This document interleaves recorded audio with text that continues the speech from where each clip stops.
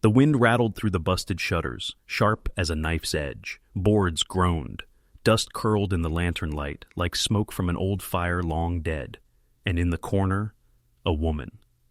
Her knees pulled tight to her chest, blanket wrapped around her shoulders like a shroud. She shook the way a leaf does before breaking loose. Her voice barely made it past her lips. "Just walk away." That whisper clung to the air, fragile but heavy enough to stop a man's breath. The rancher didn't move at first. His boots pressed into the warped floor, the creak sounding louder than thunder in that silence.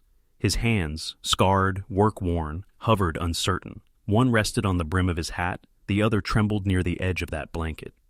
He'd seen storms roll in quick. He'd seen cattle scatter, and graves dug shallow when the ground was hard. But this moment, this stillness, felt like something worse than death. The shack smelled of rot, old whiskey, and blood not long dried. The lantern flickered, shadows climbing the walls like restless ghosts. The woman kept her eyes down, as if looking at him might break her last bit of strength. "Please," she whispered again, her throat cracked on the word. "Don't." His breath caught. He wanted to turn back, to let the wind have this place. But his boots stayed planted. Slowly, as though lifting a coffin lid, his hand moved toward the blanket. The wood beneath his heel popped. She flinched like a struck animal. He froze. For a long stretch, nothing stirred, just the sound of the wind, the walls remembering whatever had happened here before either of them arrived. Then he lifted the cloth. A sliver at first, enough for his eyes to meet what was hidden beneath. And in that instant, the air left him. His chest went hollow. Not horror, not mercy, something twisted between. Beneath the dirt, the blood, the ragged skin, there was still the shape of Sumyo, Nay who had fought hard to stay human. A body worn down but not gone. Her eyes flicked up just once, a flicker of defiance beneath the ruin, as if daring him to keep looking. He did. And in that gaze he saw not just her, but everything he had buried deep in himself. The wars fought, the graves left behind, the sins no dust storm could cover. His hand lingered at the edge of the blanket, but he let it fall back. His throat burned. The lantern sputtered. The wind screamed through the cracks, carrying with it the sharp scent of sagebrush and distant rain. He thought of turning away, walking back into the night. She had asked him to, begged him to. But the shack held him still, like it wasn't just her trapped here, like the choice itself was nailed into the walls. And the last sound before silence was her whisper, carried on the draft like a prayer that didn't know where to go. "Walk away." The lantern flame bowed low, almost out. The room went darker. The rancher didn't move. The fire spat and cracked in the iron stove, throwing thin light across the shack's rotten boards. Each pop made her shoulders jolt, blanket clutching tighter around her like it might shield her from ghosts. He didn't speak, didn't move quick, just fed another stick into the flame, slow and steady, like a man who knew the cost of sudden motion. His face stayed in shadow, hat brim low, but his hands, the scarred ones, glowed in the firelight. On the table between them sat a hunk of bread. He set it down careful, like laying a marker on a grave. Never touched it himself, just left it there, waiting. She stared at it, then at the tin cup he had given her, trembling in her grip. Coffee, thin as ditch water, but it carried heat.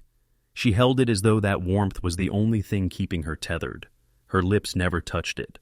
Steam rose and faded. The rancher leaned back in the crooked chair, and the wood whined under his weight. His eyes kept to the stove, but every so often they flicked to her, measuring, patient, not asking. Her gaze drifted to the window. The glass rattled in its frame as hooves thundered far out across the flats.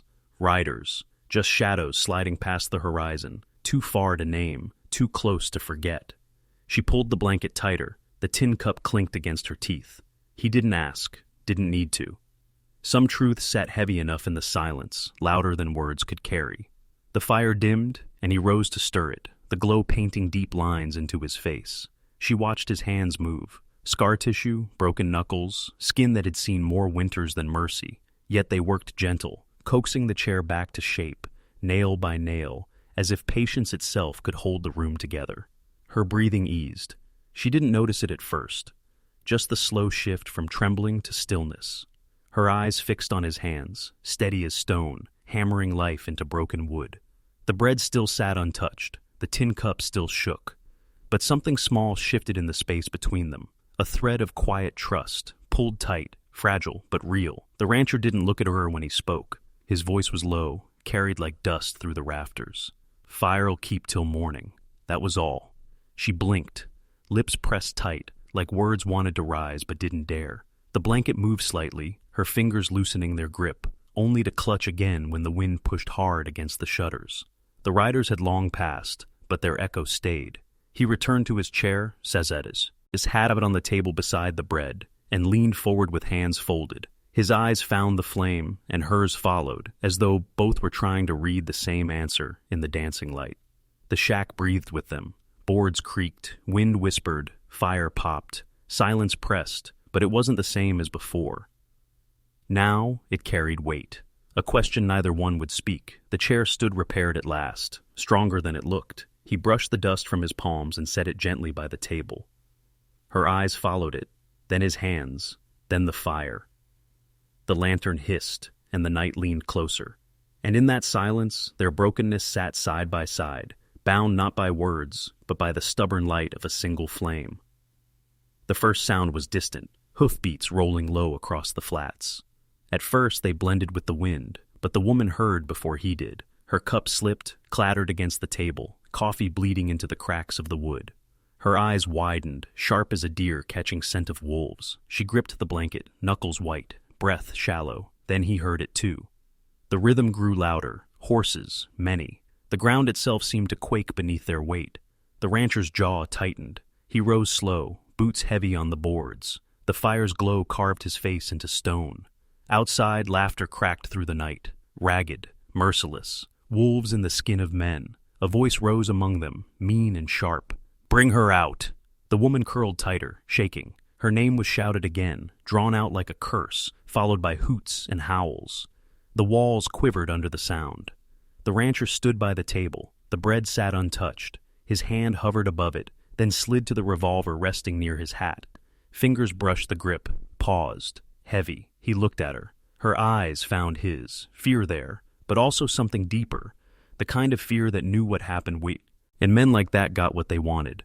She shook her head, whispering, broken, "Please, don't fight. If you care at all, let me go." Her words cut through him worse than any bullet could. The fire popped. Flames leapt, dancing in his eyes like a mirror of what he held inside. Doubt, rage, a tired soul standing at a crossroad. Outside, hooves circled. Boots hit the ground. Spit hit the dirt. Another shout, closer now. "She's ours. Step aside, old man." The rancher's hand hovered inches from the gun.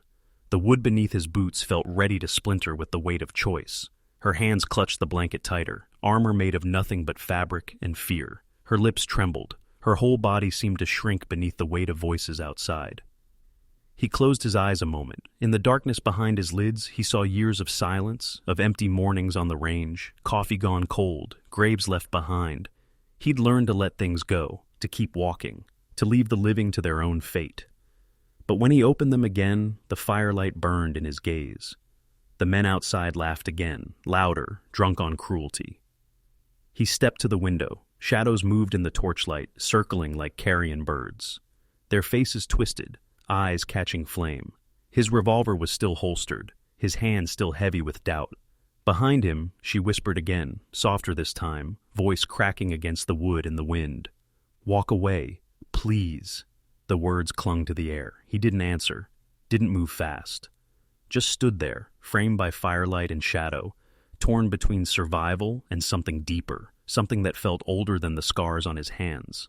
The night held still, as though waiting on his breath. The laughter faded into mutters, then into a single command, harsh and final. "Bring her out, or burn." The fire hissed low, smoke coiling toward the rafters. His hand hovered, the silence stretched like a rope about to snap.